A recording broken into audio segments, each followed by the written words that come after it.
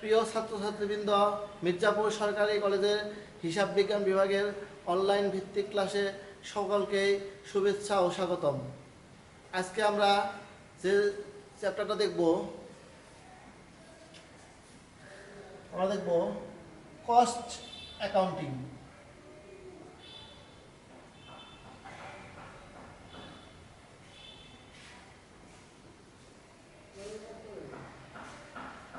বাংলা হচ্ছে উৎপাদন ব্যয় হিসাব বিজ্ঞান।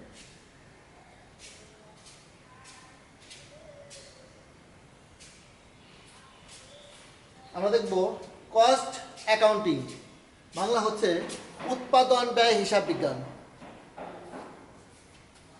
এটা বিবিএ অনার্স থার্ড ইয়ার এবং বিবিএস পাস থার্ড ইয়ারদের জন্য। আজকে আমরা দেখব কস্ট অ্যাকাউন্টিং উৎপাদন ও হিসাব বিজ্ঞান। বিবিএ অনার্স থার্ড ইয়ারদের জন্য এবং বিবিএস পাস কোর্স ডিগ্রি যারা আছে তাদের থার্ড ইয়ারদের জন্য। তো আমরা এখান থেকে একটা কস্ট শিট অঙ্ক করব। কস্ট শিট অঙ্কটা দেখি।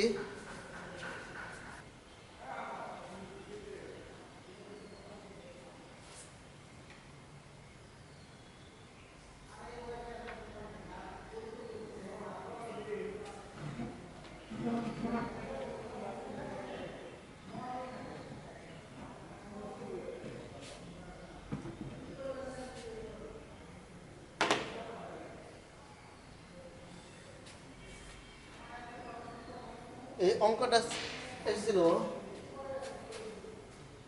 ন্যাশনাল ইউনিভার্সিটি অনার্স 2015 সালে। ন্যাশনাল ইউনিভার্সিটি অনার্স 2015 সালে অঙ্কটা এসেছিল। সেই অঙ্কটা আমরা দেখবো। তোমরা বাড়িতে যার যার প্রশ্নপত্র আছে বা বই আছে, বইয়ের পিছনে আছে, ভালো করে দেখবে। তো এখানে দেওয়া আছে তোমার ডাইরেক্ট ম্যাটেরিয়াল 2 লক্ষ টাকা, ডাইরেক্ট লেবার 80% অফ ম্যাটেরিয়াল। এখানে ডাইরেক্ট লেবারের টাকা দেওয়া নেই, কিন্তু বলা আছে 80% অফ ম্যাটেরিয়াল, অর্থাৎ আমাদের যে র ম্যাটেরিয়াল মূল্য দেওয়া আছে সেই র ম্যাটেরিয়াল থেকে বের করতে হবে। Factory on cost 50% of direct labour. Factory on cost, কিন্তু এটা কোনো টাকা দেওয়া নাই। বলা আছে 50% অফ ডাইরেক্ট লেবার, অর্থাৎ ডাইরেক্ট লেবারের যে টাকা আছে সেখান থেকে আমাদের 50% বের করতে হবে। এরপর আছে অফিস অন কস্ট, এটারও কোনো টাকা দেওয়া নেই।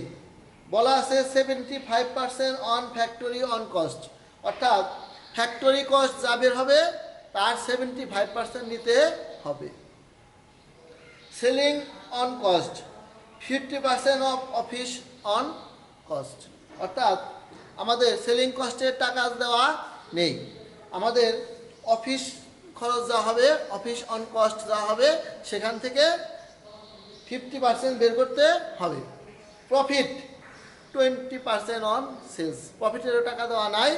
আমাদের যে অন সেলস অর্থাৎ বিক্রয় মূল্য থেকে 20% নির্ণয় করতে হবে। আমাদের করণীয় হিসাব কী চাইছে? রিকোয়ার্ড করণীয় হিসাব। এ প্রাইম কস্ট, মুখ্য ব্যয়। বি নাম্বার চাইছে কস্ট অফ সেলস, বিক্রিত পণ্যের ব্যয়। কস্ট অফ সেলস, বিক্রয় ব্যয়। আমাদের প্রথমে নিতে হবে প্রতিষ্ঠানের নাম। সজীব লিমিটেড,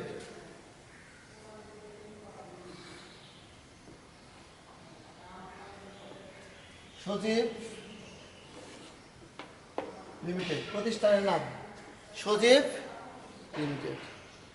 এরপরে আমরা কি অঙ্ক করব? অঙ্কের নাম কস্ট শিট, কস্ট শিট। এরপর আসি আমরা ডেট।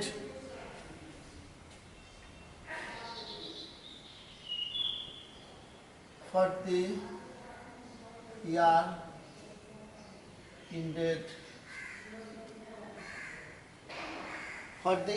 ended আমাদের প্রশ্নপত্রে কোনো নাই, ডেট দেওয়া নাই, প্রশ্নপত্রে কোনো তারিখ দেওয়া নাই। তাহলে ফর দ্য ইয়ার পিরিয়ড ঢ্যাশ ঢ্যাশ ঢ্যাশ, যে তারিখ দেওয়া নাই, প্রশ্নপত্রে যেহেতু তারিখ দেওয়া নাই সেজন্য আমরা ডট ডট চিহ্ন দিয়ে দিলাম। তো দাগ কাটি।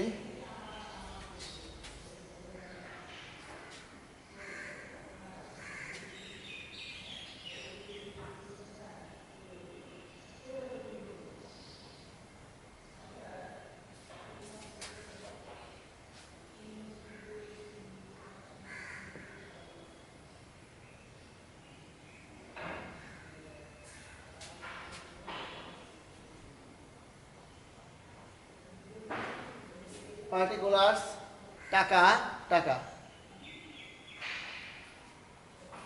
তারপর আমরা শুরু করি। আমাদের কস্টের ক্ষেত্রে আমরা সূত্র হয়তো আমাদের আগের ক্লাসে দেখাইছিলাম। তো কস্টের সবার প্রথমে নিতে হবে আমাদের ডাইরেক্ট ম্যাটেরিয়াল। সবার প্রথমে নিতে হবে ডাইরেক্ট ম্যাটেরিয়াল।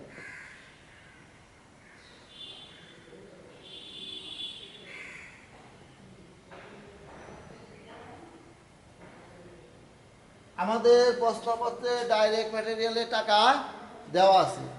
কত টাকা দেওয়া আছে? 2 লক্ষ। শুরুতেই আমরা নিলাম ডাইরেক্ট ম্যাটেরিয়াল, টাকা দেওয়া আছে। কত টাকা দেওয়া আছে? 2 লক্ষ টাকা দেওয়া আছে।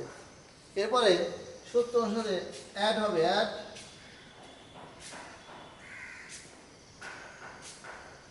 Direct labour. এর সাথে অ্যাড করতে হবে ডাইরেক্ট লেবার।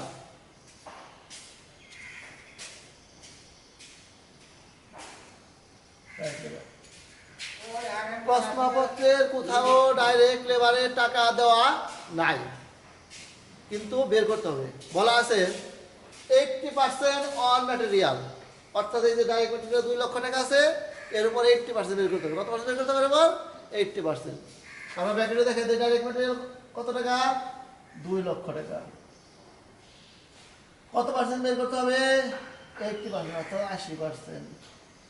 এই 2 লক্ষ টাকায় 80% বের করলাম, হবে 1,60,000 টাকা। কত টাকা হবে? 1,60,000 টাকা। আমাদের এই দুইটা যোগ করতে হবে। এদের কি করতে হবে? যোগ করতে হবে। যোগ করার পর বের হলো 3,60,000। এটার নাম prime cost. Prime cost Bangla হচ্ছে মুখ্য ব্যয়। প্রাইম কস্টের বাংলা হচ্ছে মুখ্য ব্যয়। অর্থাৎ আমরা ডাইরেক্ট ম্যাটেরিয়াল, ডাইরেক্ট লেবার দুটা যোগ করলাম। দুটা যোগ করার পরে কি পেলাম? প্রাইম কস্ট, মুখ্য ব্যয়।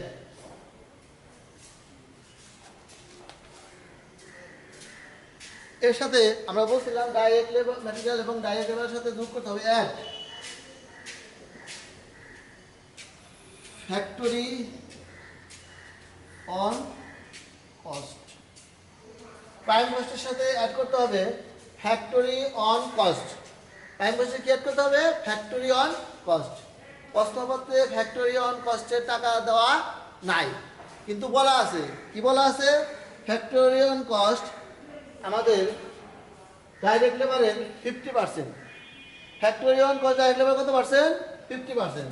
ডাইরেক্ট লেবার কত টাকা আছে? 1,60,000 গুণন 50%, তাহলে কত টাকা হয়? 80,000 টাকা। যোগ করলাম।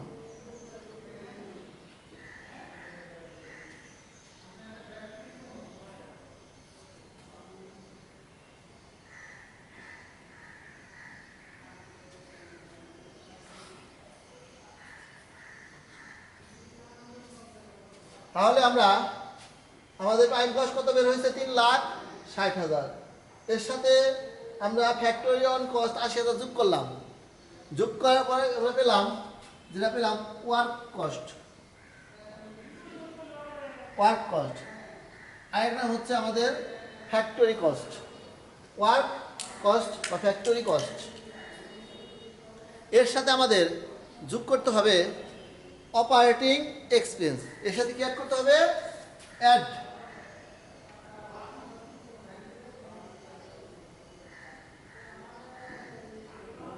অপারেটিং এক্সপেন্স,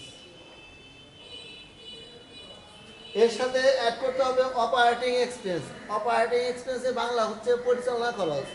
আমি সূত্রতে আলোচনা করছিলাম তোমাদের সাথে, আগে পূর্ববর্তী ক্লাসে আলোচনা করছিলাম। অপারেটিং এক্সপেন্স বাংলা হচ্ছে পরিচালনা খরচ। Office and administrative expense, selling and distribution expense, অর্থাৎ অফিস ও প্রশাসনিক খরচ, বিক্রয় ও বন্টন খরচ, এই দুইটা খরচ এক করতে বলবো আমরা অপারেটিং এক্সপেন্স, পরিচালনা খরচ। Office and administrative expense, selling and distribution expense, দুটো খরচ এক করতে বলবো আমরা অপারেটিং এক্সপেন্স। এই প্রশ্ন দেখি কি বলা আছে আমাদের।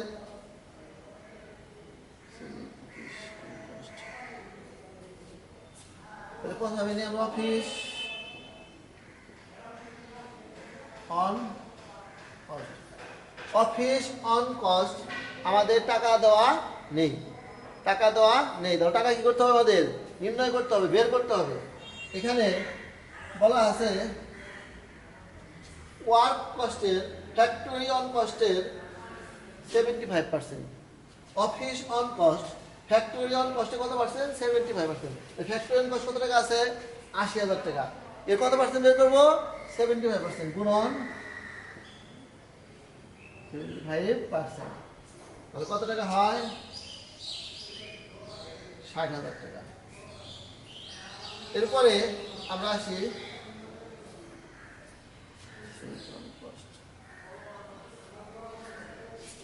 সেলিং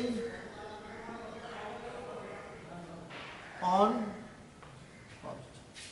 সেলিং অন কস্ট এটার টাকা দেওয়া নেই, সেলিং অন কস্টের টাকা দেওয়া নেই।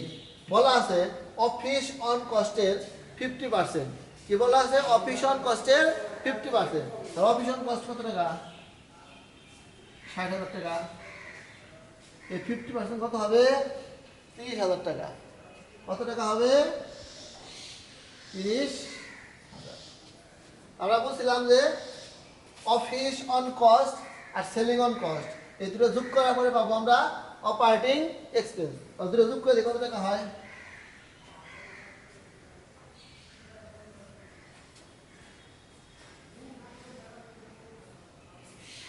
তাহলে আমাদের অপারেটিং এক্সপেন্স রয়েছে 90,000 টাকা।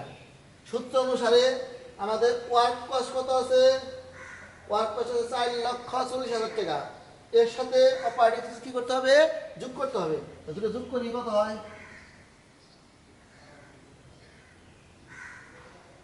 দুটা যোগ করার পরে হইলো আমাদের মোট কত টাকা হইলো? 5,30,000 টাকা টোটাল কস্ট। টোটাল কস্ট আমরা টোটাল, এটা বলতে টোটাল কস্ট মোট ব্যয়, অথবা বলতে পারি টোটাল সেলিং কস্ট মোট বিক্রয় ব্যয়। টোটাল কস্ট মোট ব্যয়, অথবা বলতে পারি টোটাল সেলিং কস্ট মোট বিক্রয় ব্যয়। এর সাথে আমাদের যোগ করতে হবে অ্যাড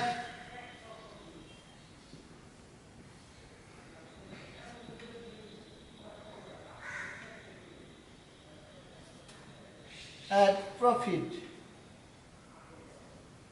অ্যাড প্রফিট আমরা এখানে নিলাম অ্যাড প্রফিট, কিন্তু প্রশ্নপত্রের কোথাও প্রফিটের টাকা দেওয়া নেই। প্রশ্নপত্রের কোথাও প্রফিটের টাকা দেওয়া নেই। বলা আছে প্রফিট টোটাল সেলসের উপর 20%। সেলসের উপর কত পার্সেন্ট? 20%। আমাদের প্রশ্নপত্রে কোথাও সেলস দেওয়া নেই। প্রশ্নপত্রে যেহেতু কোথাও সেলস দেওয়া নেই, তাহলে আমাদের রূপান্তর করতে হবে। কি করতে হবে? রূপান্তর। তখন সেটা কিভাবে করতে পারবো? 5 লাখ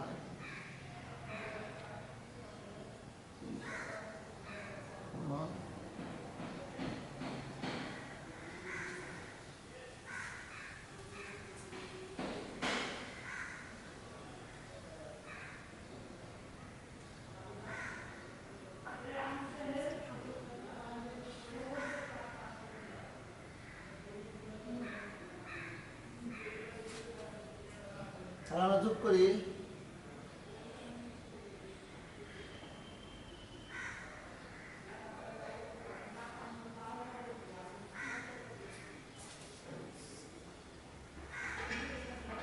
তাহলে আমাদের টোটাল কস্ট পাইছি 5,30,000 টাকা।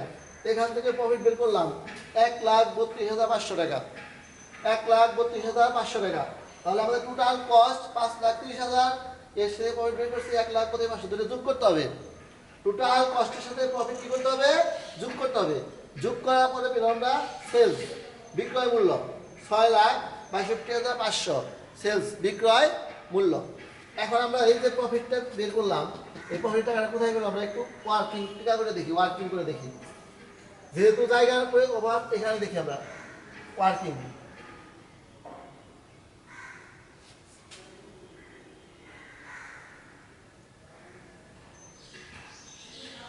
টিকা করে দেখি আমরা। আমাদের প্রশ্নপত্রে দেওয়া আছে সেলস মাইনাস প্রফিট, তাহলে বের হবে কস্ট।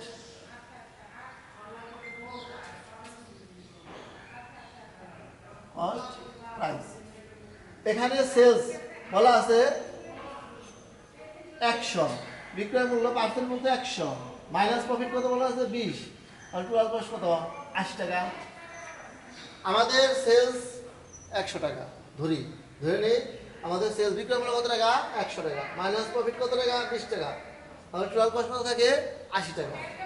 অর্থাৎ আমরা যখন এখানে যখন আমরা কস্ট বের করছি, তখন 80 দিয়ে ভাগ করছি, 20 দিয়ে গুণন করছি। এইভাবে আমাদের বের হয়েছে প্রফিট।